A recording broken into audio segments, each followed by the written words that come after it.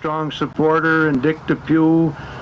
Bill Schieffer was our treasurer when we started this project. Bob Riel was on the board, and also the present board members.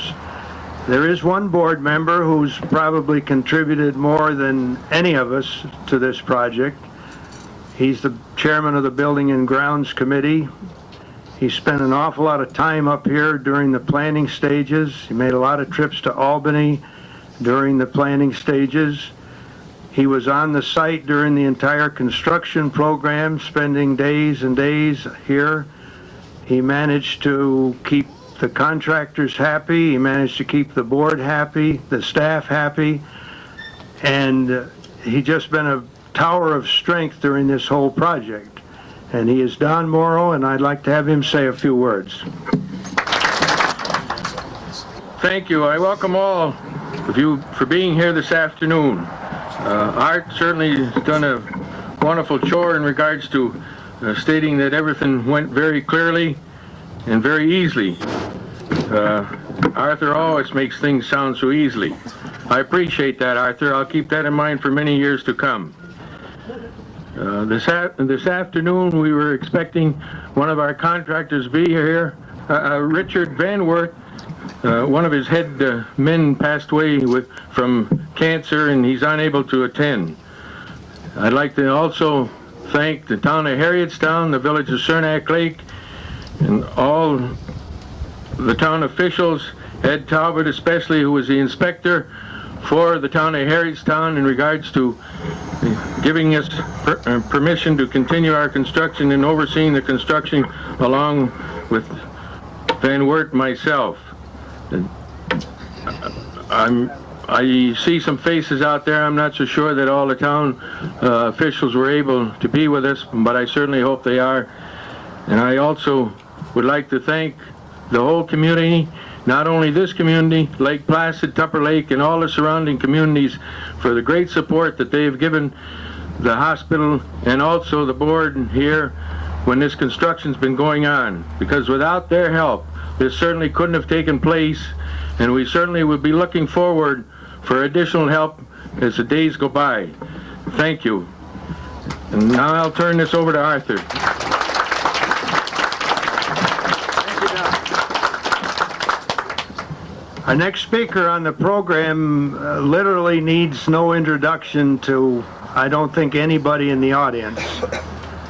If there's anyone out there who doesn't know Dr. Fritz Decker, I'd be very surprised. A project like this takes a lot of money.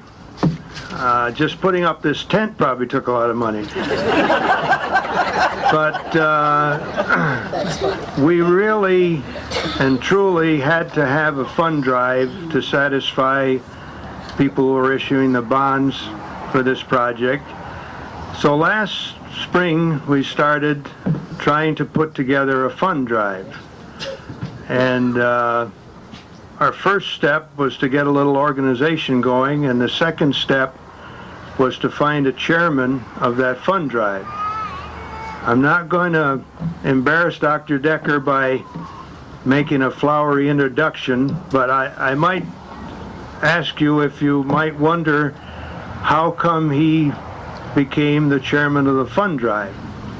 So maybe I could just tell you a little story, which is a true story, on how these things happen. First of all, we needed a chairman of the fund drive. Secondly, we didn't have one. Thirdly, we wanted Dr. Decker. So that was the start of it. Unfortunately, he's probably the busiest man in the whole area up here, and everybody, I think, knows that.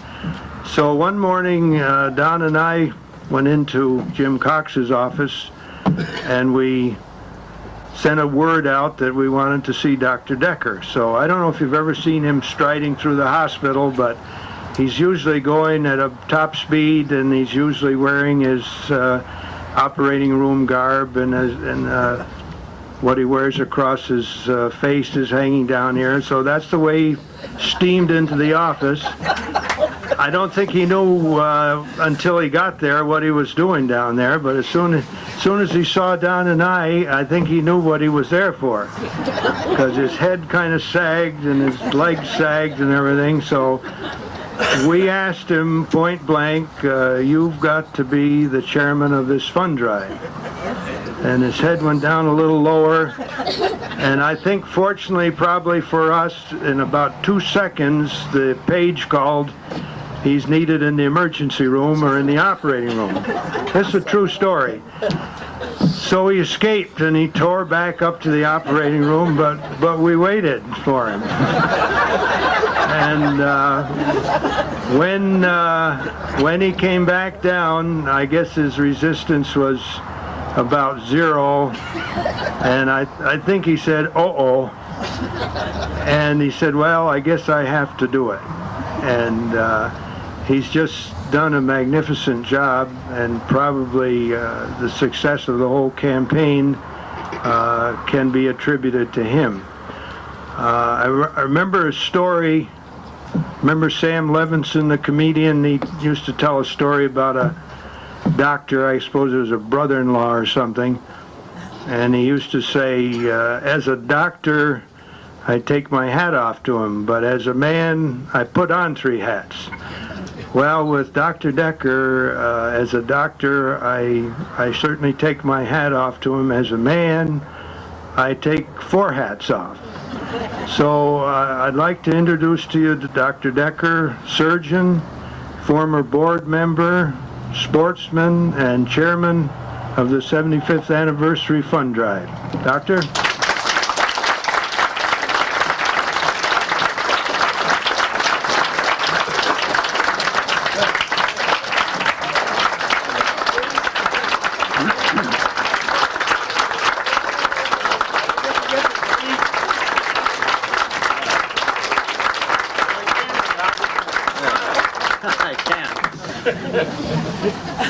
Thank you, Mr. Niederbuell and friends and benefactors of our hospital.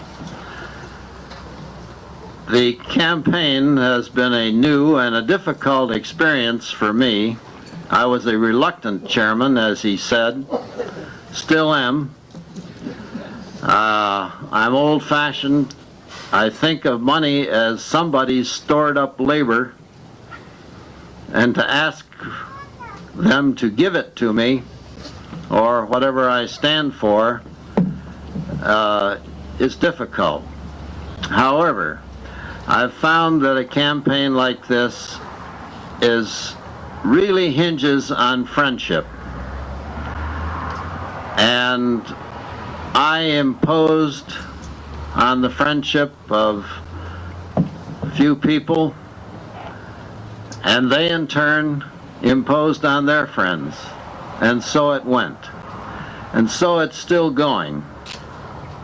But I think I'd like to bring you up to date on both what has been accomplished and, again, at the risk of missing someone, I'm going to mention only the formal members of the steering committee for this campaign. There literally have been, I'm sure, 100 people who have made very significant contributions of effort as well as money. Now, we started out with a goal of $750,000, and that was to cover the 20% required when a tax-exempt bond issue is floated in these circumstances. We ran into asbestos. That's like running into ledge rock when you're building. And that added $550,000 right there. Our goal necessarily went up. We have had some other expenses.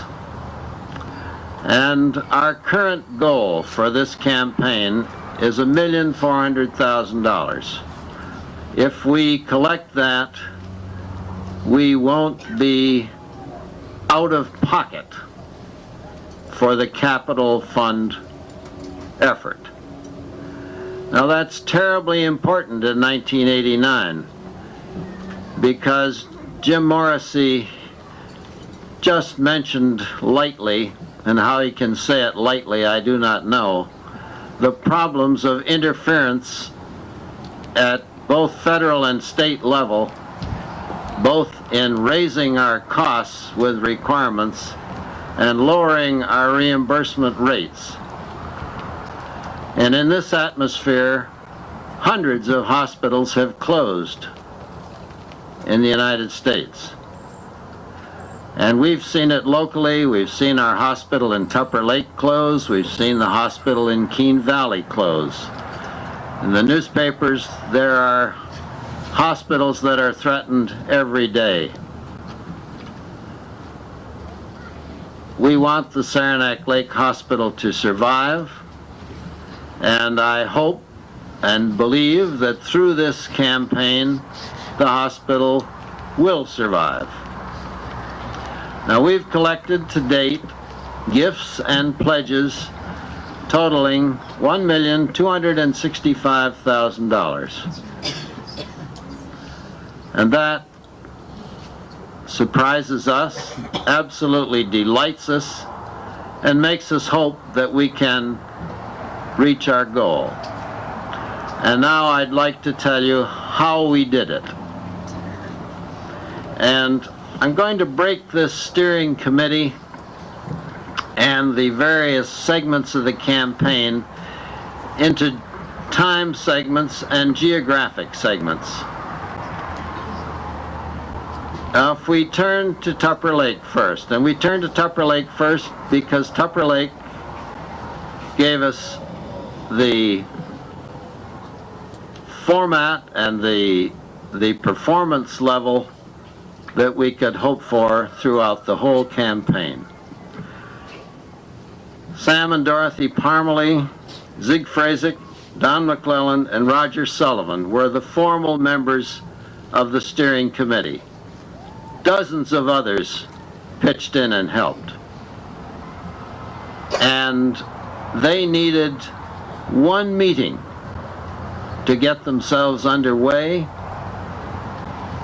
and to demonstrate that in matters of health, community differences are gone. And they raised just twice their quota, and they raised it fast. They raised it before almost the second segment, which was Saranac Lake, got really underway. But to those members of the steering committee for setting the pace, for showing us how, I can't let you know how grateful I am. In Saranac Lake, John Lauby, and how lucky we were to get a dynamo like John, Louise Belair, Renee Gibbs, Ed Hickson, Don Morrow, Phil Lalonde, Jim Morrissey, and Art Niederbuell represented the local members of the steering committee. And in a way, we had a harder time getting going. I'm afraid our hospital has been taken for granted. It's been 24 years since we turned to the communities for help. We have not had a fundraising campaign in all that time. We've had a few gifts, we've been mentioned a few wills, but basically we have not turned to the communities. And it was hard to get people, I think, to realize that we needed some things now, and that if we couldn't pay for them, we weren't going to get them. And as a result of that need being communicated through these people, through their friends, through their activities,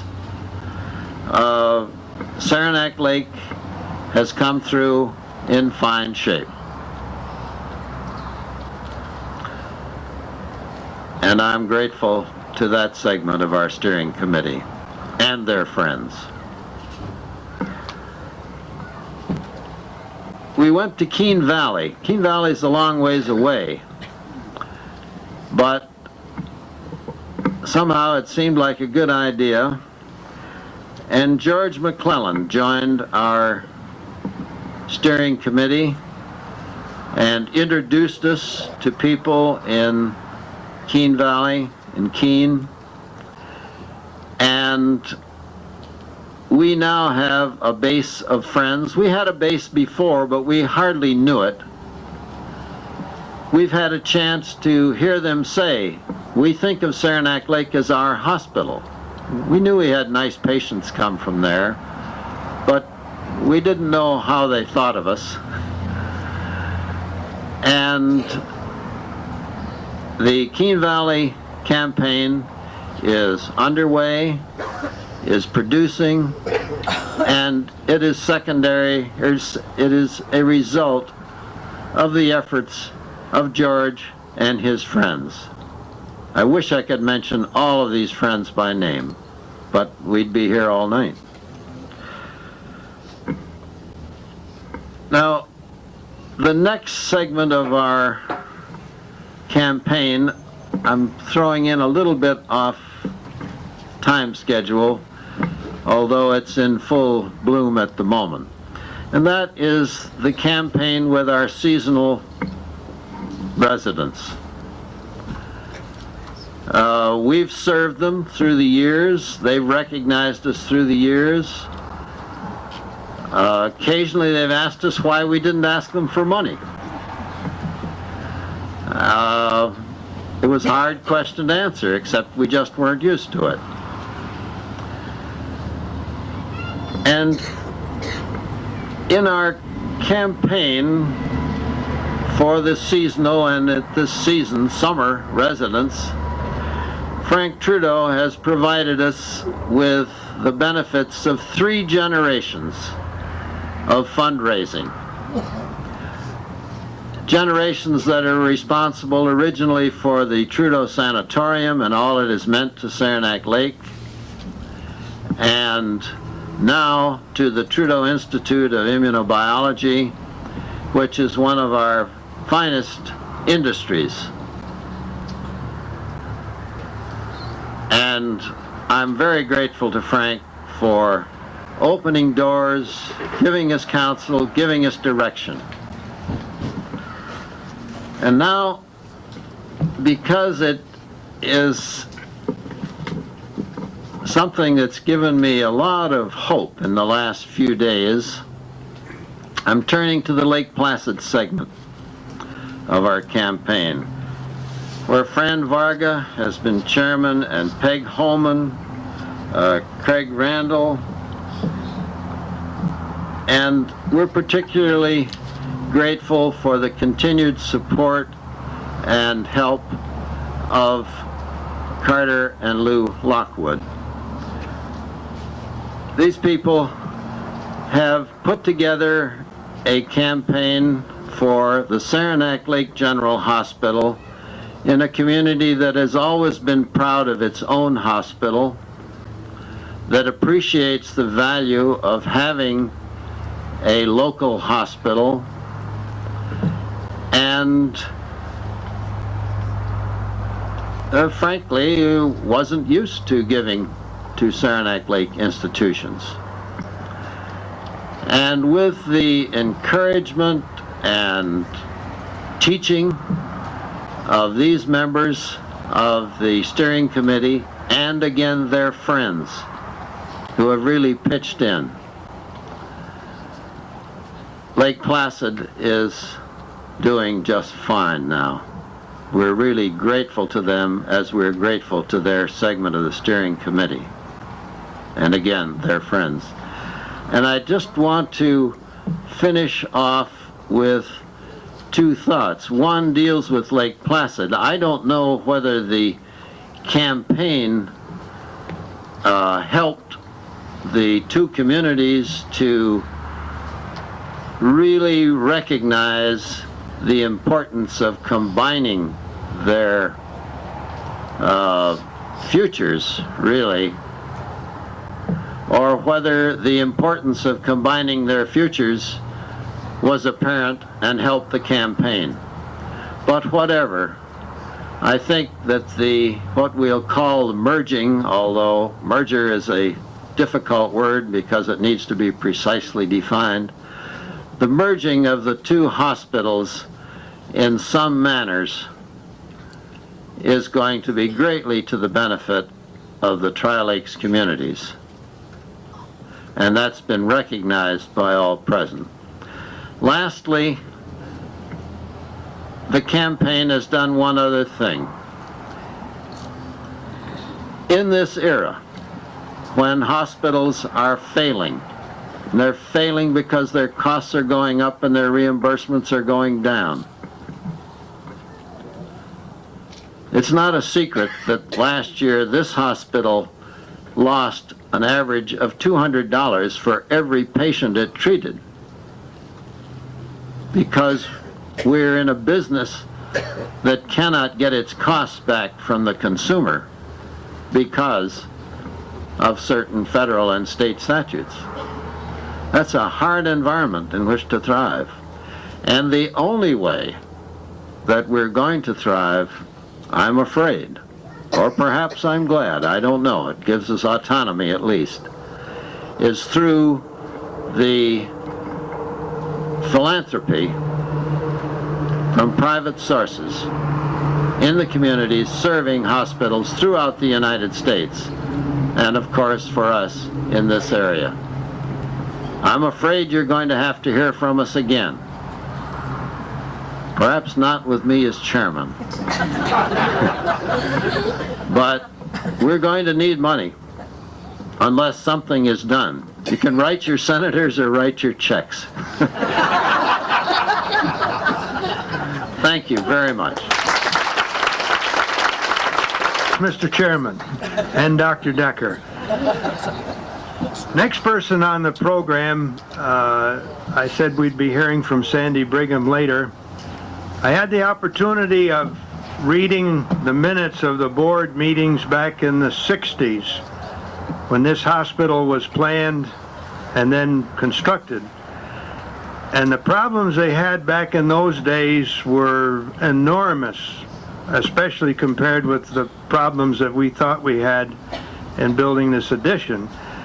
Because not only did they not know how they were going to build a hospital, they didn't even know where they were going to build a hospital. They would meet and say, we'll have it in Raybrook, and then they'd meet and say, we're going to build it at Will Rogers, and then they would meet and say, I think we got to build it in Lake Placid, and then they would meet and say, why not Saranac Lake?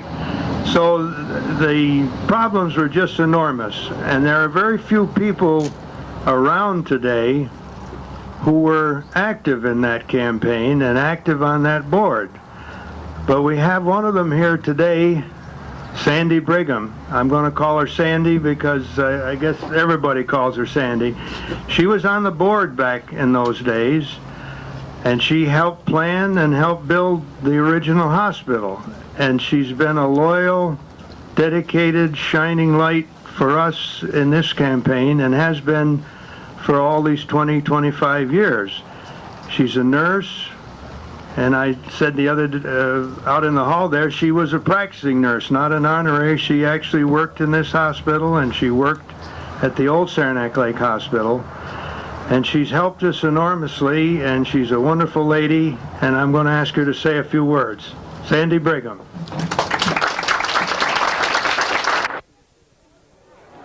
Okay, right now we're with Arthur Niederville, the president of the board of directors of Saranac Lake General Hospital. Arthur, how about this? Can you just give us sum up your thoughts right now?